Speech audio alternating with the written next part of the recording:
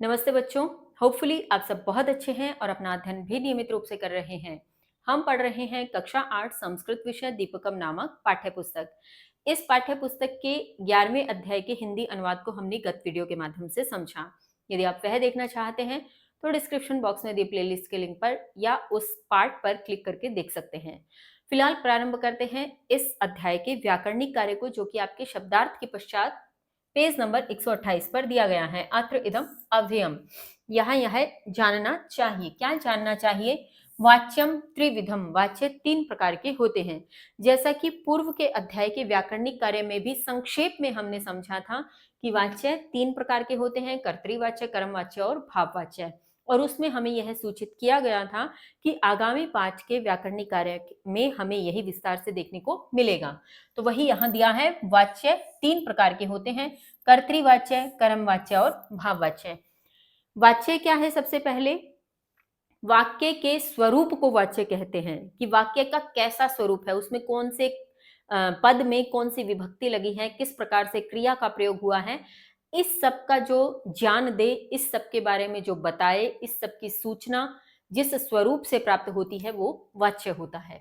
तो चलिए कर्तृवाच्य सबसे पहले देखें। कर्तृवाच्ये वाक्ये कर्तृपदस्य प्रथमा विभक्ति भवति, क्रियापदम कर्तृपदानुसारी च भवति। कर्तृवाच्य में वाक्य के कर्ता पद में प्रथमा विभक्ति होती है। कर्तृवाच्य के, यानी अब देखते जाइएगा एक एक लाइन। कर्तृवाच्य में वाक्य के कर्ता पद की प्रथमा विभक्ति होती है, अर्थात कर्ता में प्रथमा। ये ध्यान रखना है क्योंकि यही चीजें इंपॉर्टेंट है इसमें। और चमने और क्रियापदम, क्रियापद कर्तृपदानुसारी, कर्ता पद के अनुसार होता है। यानी क्रिया का जो पद होगा, क्रिया का जो स्वरूप होगा वो कर्ता के अनुसार होगा कि कर्ता किस वचन का है और किस पुरुष का है, उस आधार पर ही क्रिया का स्वरूप यहाँ प्रयुक्त होगा।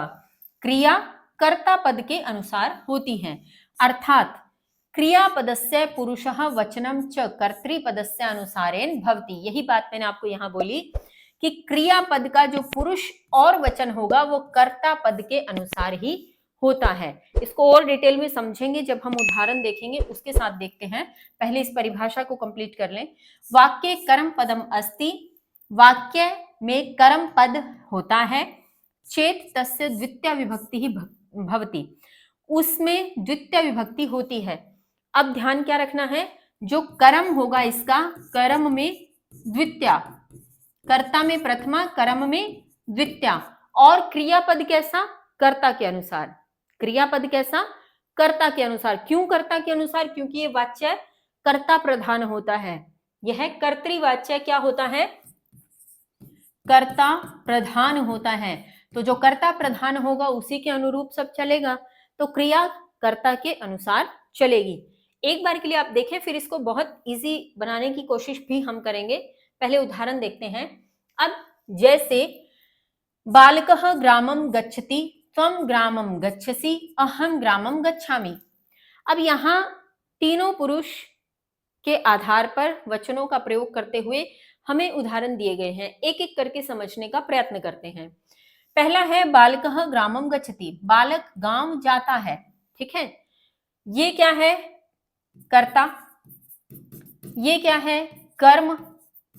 और ये क्या है? क्रिया।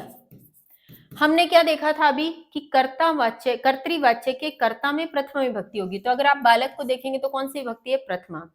फिर हमने देखा था कर्म में द्वितीय विभक्ति होगी। अगर आप ग्रामम को देखेंगे तो इसमें कौन सी विभक्ति है? द्वितीय। और गच्छति की अगर बात करें तो ये कर्ता पद के अनुसार है। अब यही चीज हमें समझने की जरूरत है।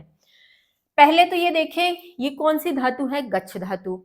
लकार कौन सा है? लट लकार। ये तो आपको ध्यान में रूप याद होंगे तभी आएगा, है ना?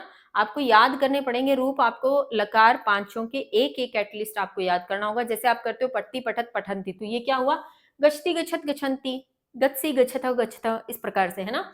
तो अब गच्छति क्या है? अगर आप पट्टी के आधार पे गच्छति को रख के देखेंगे तो ये प्रथम पुरुष एक वचन है। ये क्या है? प्रथम पुरुष एक वचन। क्योंकि लकार कैसे चलते हैं? लकार चलते हैं प्रथम पुरुष, मध्यम पुरुष और उत्तम पुरुष।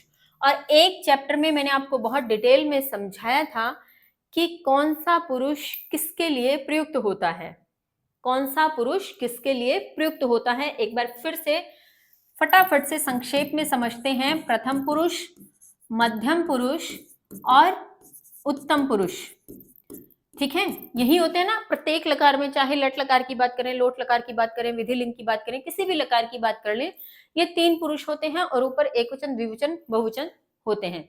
एक वचन, द्विवचन, बहुवचन तो सबको समझ में आता है कि एक हो तो एक वचन लगाना है, 2 हो तो द्विवचन लगाना है और 2 से ज्यादा हो तो बहुवचन लगाना है। बात आती है कि प्रथम पुरुष लगाना है, मध्यम पुरुष या उत्तम पुरुष, ये कैसे पता लगे। तो इसके लिए हमेशा एक सिंपल सी ट्रिक मैं आप सबको समझाती हूँ। जैसे आप इंग्लिश में करते हैं first person, second person, third person करते हैं, first person, second person, third person, उस चीज को यहां डिसेंडिंग ऑर्डर में लगा देना है। थर्ड, सेकेंड और फर्स्ट, थर्ड, सेकेंड और फर्स्ट, इसको डिसेंडिंग ऑर्डर में लगा देना है। अब होगा क्या, जब हम फर्स्ट पर्सन की बात करेंगे तो हमें कहां से लेना होगा, उत्तम पुरुष से लेना होगा। जब हम सेकेंड पर्सन की बात करेंगे तो हम कहां से लेंगे, मध्यम पुरुष से लेंगे। और जब हम थर्ड पर्सन की बात करेंगे तो हम कहां से लेंगे, प्रथम पुरुष से लेंगे।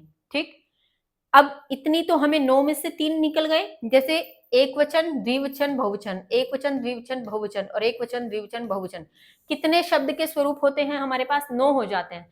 9 में से लगाना कौन सा होता है। अब यहाँ पे कुछ तो छटनी हो गई कि अगर फर्स्ट पर्सन का कर्ता है तो फर्स्ट पर्सन के कर्ता के लिए उत्तम पुरुष वाली जो पंक्ति है वहीं से ही हमें लेना होगा।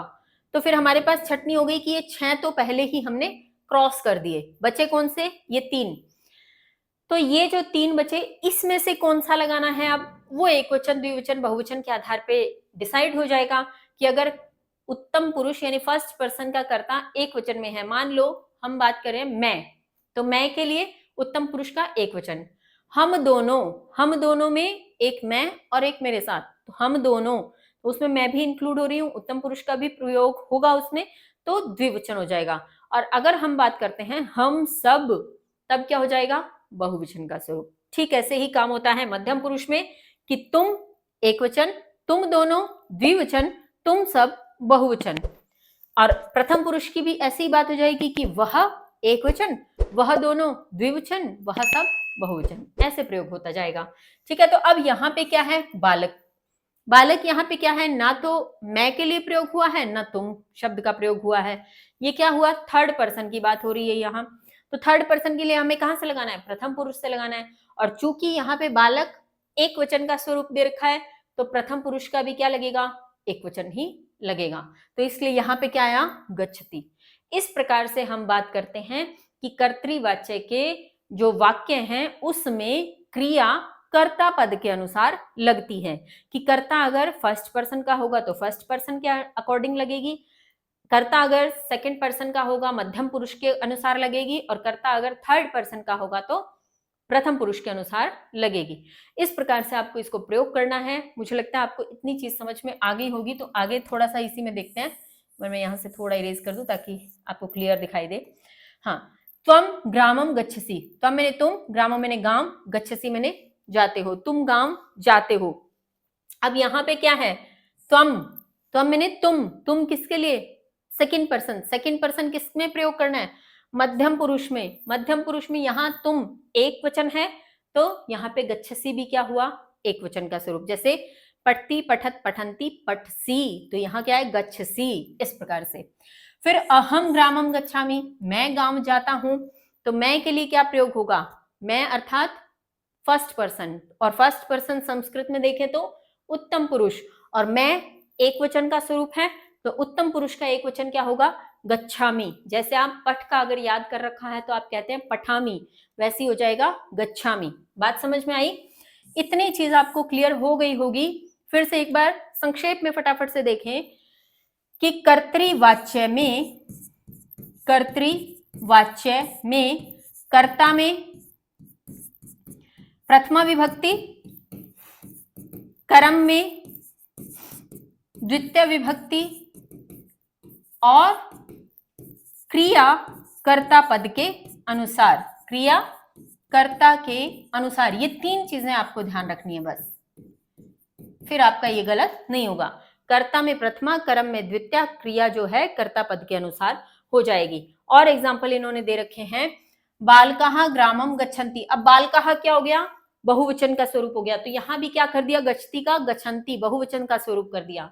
यूयम ग्रामम गच्छतः गच्छतः, यूयम तुम सब, ग्रामम अब ये भी बहुवचन का स्वरूप है तो यहां भी बहुवचन कर दिया।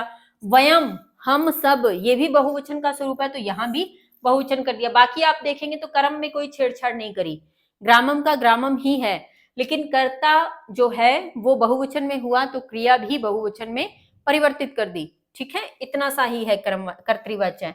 आगे अब देख लेते हैं कर्मवाच्य को।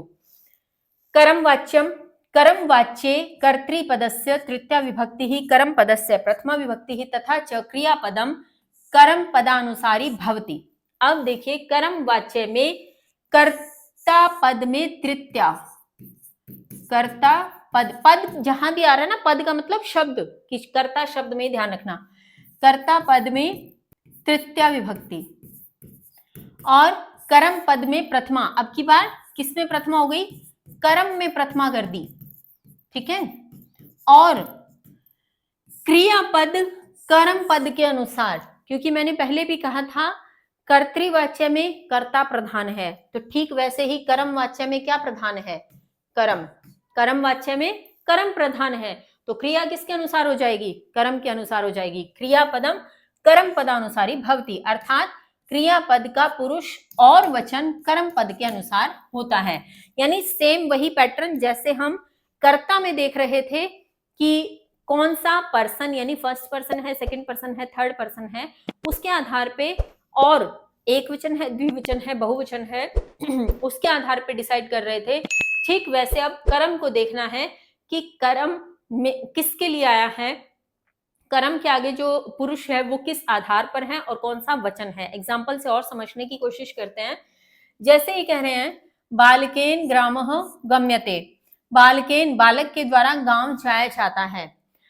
अब यहाँ थोड़ा सा और परिवर्तन होगा, सिर्फ सीधी जो है हम कहते हैं कि लकार का स्वरूप सीधा ही नहीं आएगा, यहाँ पे बीच में य भी लगेगा और आत्मनेपद का स्वरूप भी बनेगा। तो ये इस प्रकार से गम्यते बनेगा, इसका भी इन्होंने आगे हमें डिस्क्रिप्शन में दिया हुआ है, पहले वही देख लेते हैं जिससे आपको ये समझना आसान हो जाए हम क्या कहना चाह रहे हैं।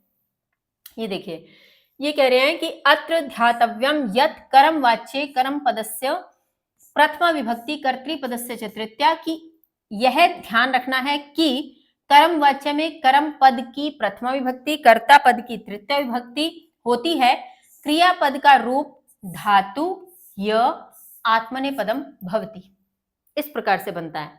कैसे, जैसे गम धातु है, य बीच में लगाना है और पीछे आत्मनेपद का जो प्रत्यय है वो क्या है, ते, ये लगाना है, तो रूप क्या बना, गम्यते, ऐसे बनाना है इसको। ठीक है, जैसे इसी प्रकार ही, एवं इसी प्रकार ही पठ्यते, लिख्यते, खाद्यते इत्यादिनी यकार सहितानि भवति कर्मवाचक क्रियापदानि भवन्ति। यकार सहित यानी य जो लग रहा है, ये खाद्यते को भी आप जब अलग करेंगे तो ये क्या है, खाद्यते, और ये दकार और ये य मिलकर ही ये स्वरूप बना है। तो ये जो यकार की बात करें, इसके सहित भाव जो है कर्मवाचक क्रियापद में होते हैं। अब थोड़ा सा उदाहरण को देख लेते हैं। त्वया ग्रामः गम्यते, तुम्हारे द्वारा गांव जाया जाता है। मया ग्रामः गम्यते, मेरे द्वारा गांव जाया जाता है। अब यहाँ पे है बालकेन ग्रामः गम्यन्ते। अब देखिए अंतर कहाँ हुआ, यहाँ बालकेन था, ये बालकेन सेम है, परिवर्तन कहाँ हुआ, कर्म में, ग्रामः, और ये क्या हो गया, ग्रामः। यहाँ पे अगर आप देखेंगे तो ये क्या है, एक वचन का स्वरूप, यहाँ अगर आप देखेंगे तो कौन सा है, बहुवचन का स्वरूप। और ठीक ऐसे ही युष्माभिः ग्रामः गम्यन्ते, अब यहाँ ग्रामः क्या कर दिया, बहुवचन का स्वरूप, तो यहाँ भी क्या हो गया, गम्यन्ते, यहाँ भी ग्रामः गम्यन्ते।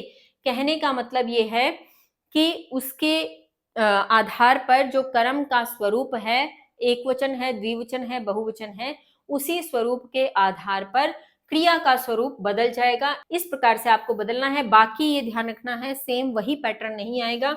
इसमें धातु य लगेगा बीच में और फिर आत्मनेपद का जो प्रत्यय है, जो हमने ते के स्वरूप में देखा, वो लगेगा। एक बार के लिए भाववाच्य और समझ लीजिए, फिर इसका और थोड़ा सा इजी पैटर्न मैं आपको शॉर्ट फॉर्म में बताऊंगी।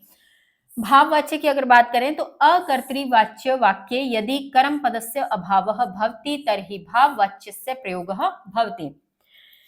कर्तृवाच्य के वाक्य में यदि कर्म पद का अभाव होता है, यानी यदि कर्म पद हो ही नहीं तो भाववाच्य का प्रयोग होता है, तब वहां क्या कहते हैं, उसे भाववाच्य कहते हैं। तदा तब कर्तृपद में तृतीय विभक्ति होती है, यानी कर्ता में कौन सी विभक्ति हो जाएगी, फिर तृतीय विभक्ति। कर्ता की बात हो रही है, ध्यान करना, क्योंकि कर्म तो इसमें है ही नहीं। कर्म का क्या है, अभाव है। कर्म, ये ध्यान रखना है हमेशा, भाववाच्य में कर्म होता ही नहीं है, कर्म का अभाव होता है। क्रियापदस्य च केवलम एकम एव अपरिवर्तनीयम रूपम भवति। और क्या होगा, क्रियापद केवल एक ही अपरिवर्तनीय रूप में होता है। एक ही अपरिवर्तनीय रूप रहेगा, चाहे एक वचन हो, चाहे द्विवचन हो, चाहे बहुवचन हो, कर्ता कोई फर्क नहीं पड़ेगा। क्रिया सदैव एक वचन स्वरूप में ही रहेगी। तत् च प्रथम पुरुषस्य एकवचनम रूपम, यानी वो कौन सा होगा एक वचन का रूप, प्रथमा पुरुष का एक वचन ही होगा प्रत्येक स्थान पर। कैसे, बालकेन हस्यते। अब देखिए, पहले हमने किया था बालकेन, उसके साथ एक शब्द लगा था ग्रामम, ग्रामः गम्यते, तो बालकेन के साथ ग्रामः लगा था, ये कर्म था। अब अगर आप देखें बालकेन हस्यते, बालकेन हस्यते अगर आप देखते हैं तो बीच में कर्म है ही नहीं, कर्म का अभाव है। ये एक वचन का स्वरूप है, हस्यते भी एक वचन का स्वरूप है, लेकिन हमें क्या विशेष देखना है। फिर अगर आप देखेंगे बालकये, इसके साथ भी क्या लगा है, हस्यते। बालकये अर्थात यहाँ पे बहुवचन का स्वरूप है, लेकिन यहाँ नहीं बदला गया है। बालक के द्वारा हंसा जाता है, बालकों के द्वारा हंसा जाता है, ठीक है, एक ही मतलब। पीछे जो है भाववाच्य के क्रिया स्वरूप में कोई परिवर्तन नहीं हुआ है। भाववाच्य का क्रिया स्वरूप सदैव एक वचन फॉर्मेट में ही रहता है। जैसे त्वया हस्यते, तुम्हारे द्वारा हंसा जाता है, युष्माभिः हस्यते, तुम सबके द्वारा हंसा जाता है। तो यहाँ युष्माभिः बहुवचन का स्वरूप है, लेकिन यहाँ पर कुछ भी परिवर्तन नहीं हुआ। और भी एक पॉइंट अगर नोट करेंगे तो यहाँ जो बालकेन था वो कौन सा, थर्ड पर्सन है, जो कि हमने क्या कहां से लेना था, प्रथम पुरुष से।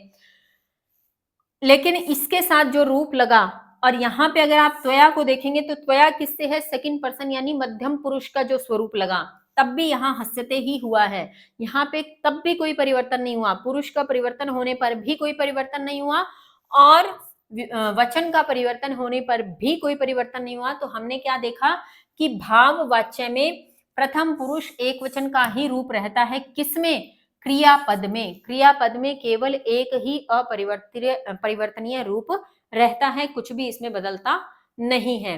अगर आप आगे भी एग्जांपल्स देखेंगे तो मया हस्यते, मेरे द्वारा हंसा जाता है, अस्माभिः हस्यते, हम सबके द्वारा हंसा जाता है, इत्येवम्, इस प्रकार है। अत्र ध्यातव्यम यत् हस्यते इति क्रियापदम कर्तृपदानां परिवर्तने अपि अपरिवर्तनीयम भवति। ये क्या कहने हैं, यहाँ ध्यान देने योग्य है कि हस्यते यह क्रियापद कर्तृपद के परिवर्तन होने पर भी अपरिवर्तनीय होता है।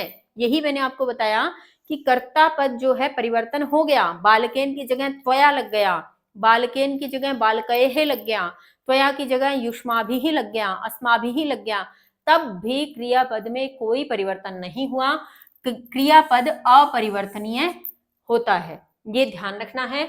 इदम अपि ध्यातव्यम, यह भी ध्यान देने योग्य है कि केचन धातवः सर्वदा अकर्मका भवन्ति, कुछ धातुएं हमेशा ही अकर्मक होती हैं। अकर्मक का मतलब जिनके साथ कर्म का प्रयोग होता ही नहीं है।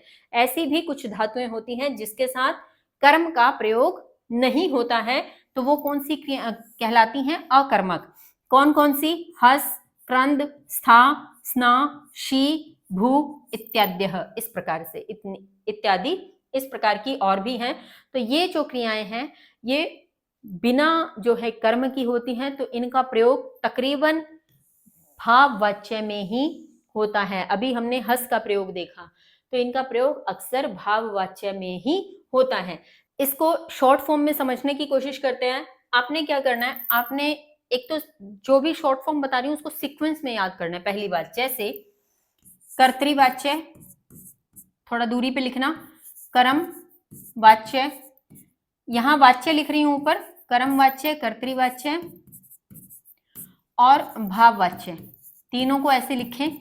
उसके पश्चात तीनों में ही इस प्रकार से दोनों चीजें लिखिए एक बार के लिए, कर्ता कर्म, कर्ता कर्म, कर्ता, और यहां कर्म नहीं लिखेंगे, क्यों? क्योंकि होता ही नहीं है भाववाच्य में कर्म। तो इतना लिखने के बाद आपको क्या करना है, 1 2 3 1 3 1 2 3 1 3, ये फॉर्मूला अगर आपने याद रख लिया और इसी सीक्वेंस में याद रख लिया तो आपको विभक्तियों के लिए परेशान नहीं होना पड़ेगा। ये क्या कह रहा है फॉर्मूला? ये कह रहा है कर्तृवाच्य के कर्ता में प्रथम विभक्ति, कर्तृवाच्य के कर्म में द्वितीय विभक्ति, कर्मवाच्य के कर्ता में तृतीय विभक्ति, कर्मवाच्य के कर्म में प्रथम विभक्ति, भाववाच्य के कर्ता में तृतीय विभक्ति और भाववाच्य में कर्म होता ही नहीं है। चाहे तो आप यहाँ कर्म लिखने के बाद क्रॉस लगा लो, तब याद रह जाएगा कि कर्म होता ही नहीं है। तो ये फॉर्मूला याद रखना है, 1 2 3 1 3, ठीक है। अब इसके साथ एक चीज और याद रख लीजिएगा कि इसमें क्रिया कर्ता के अनुसार, कर्ता अनुसार, वैसे तो याद रखने की बहुत ज्यादा जरूरत है नहीं, क्योंकि जब कर्तृवाच्य है तो क्रिया नेचुरली किसके अनुसार होगी? कर्ता के अनुसार ही होगी। इसमें क्रिया कर्म के अनुसार, और भाववाच्य की अगर बात करेंगे तो भाववाच्य में क्रिया अपरिवर्तनीय रहेगी, कोई किसी की तरह बदलना ही नहीं है, अपरिवर्तनीय, अपरिवर्तनीय किसमें? भाववाच्य में। तो ये आपका वाच्य का टॉपिक इतना ही है। वैसे तो संक्षेप में अगर देखें, अगर आप समझ पाए, कर्तृवाच्य, कर्मवाच्य, भाववाच्य, कर्ता कर्म, कर्ता कर्म, कर्ता कर्म, 1 2 3 1 3 क्रॉस ऐसे, और फिर क्रिया कर्ता के अनुसार, क्रिया कर्म के अनुसार, क्रिया अपरिवर्तनीय। इस प्रकार से आपका इस अध्याय का व्याकरणिक भाग यहीं समाप्त होता है। मिलते हैं अगली वीडियो में इस अध्याय के अभ्यास प्रश्नों के साथ। तब तक के लिए स्वस्थ रहिए, मस्त रहिए, पढ़ते रहिए। धन्यवाद। जय हिंद, जय भारत।